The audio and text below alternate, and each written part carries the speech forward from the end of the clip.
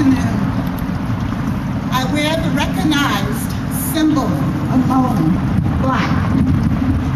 We, the women in black, stand in silent vigil to protest war, rape as an instrument of war, ethnic cleansing, and human rights abuses all over the world.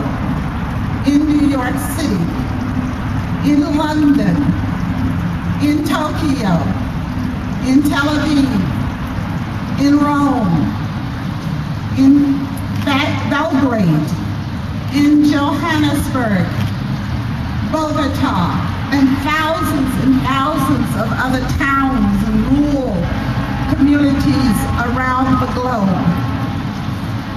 Silent protests against war, against rape, human rights abuses. Silence. Do you hear me? Loud and clear. On the 11th month, on the 11th day, in the 11th hour, in 1918, as the guns stood silent in Europe, Grandpa, my grandfather, Henry, stood in the mud trench, in his mud-spattered uniform, on the plains in that place, only to return home to a nation that would take away his right to vote because of the color of his skin. Silence, we say. All the verbal words have been said. A war for democracy. No, stop. We wear black and scream with our silence. Uncle Harry was not as lucky as Grandpa, buried at Arlington, a hero, they tell me. Here he lies, in Europe again. Did you open one of those awful camps, I say to myself. Oh, poor Uncle Harry. A noble war, they say. He died, and the hate goes on. Where is the nobility? Silent, silent. We wear black and cry out in silence. Stop the hate. We have nothing new to say. Uncle Harry went to a segregated school in a segregated country. Oh, I remember the colored water too. But it wasn't the color of the rainbow. Do you or can you hear me? I hear you very loud. Above the noise and the sirens and the ambulances. Oh, are they dropping bombs or is it rain? What can we add to the words already spoken?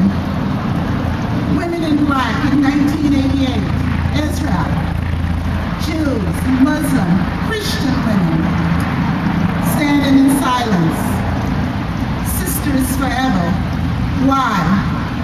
Brothers dead. Fathers dead. Sons dead. Mothers crying in their heart, in black.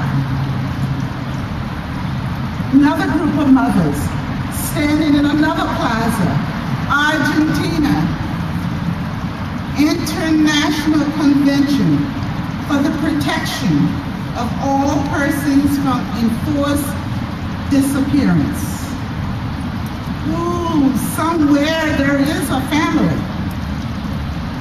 A community is suffering somewhere because of Guantanamo Bay and those dark CIA prisons. Women in black. Hear my cry. Oh, women in black in Belgrade, opposed to a vicious dictator, 1988. Oh, Europe again, death and destructions all around. Oh, we know the names: Bosnia,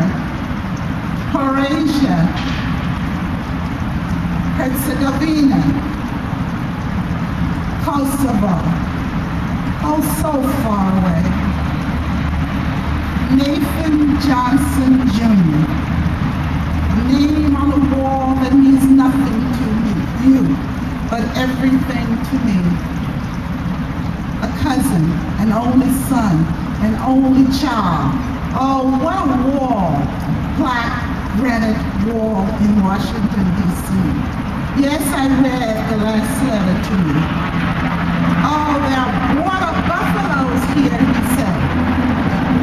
Oh, in the rice paddies, you would love it. Dead, dead, dead.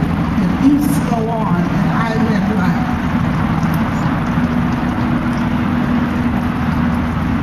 Oh, sometimes happy, sometimes abused, but I still wear black. That's okay to be happy. We continue to stand in silence because my child, my son, 2003, 2004, Fallujah, it means city of lights. Why is there death and destruction there? Why is my child here? 2005.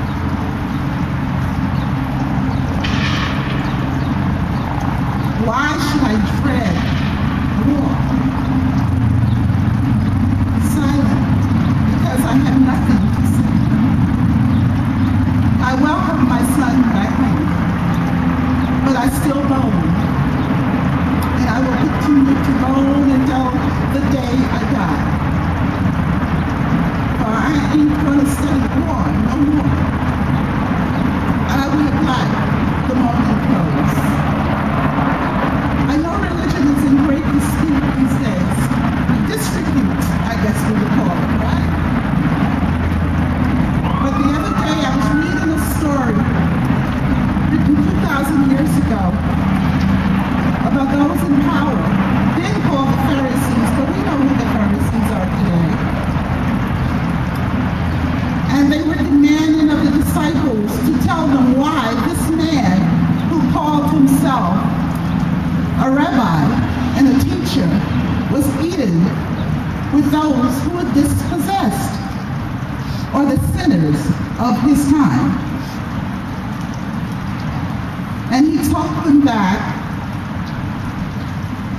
to the dinner table and he said, it's because I believe in mercy, not sacrifice. Thank you.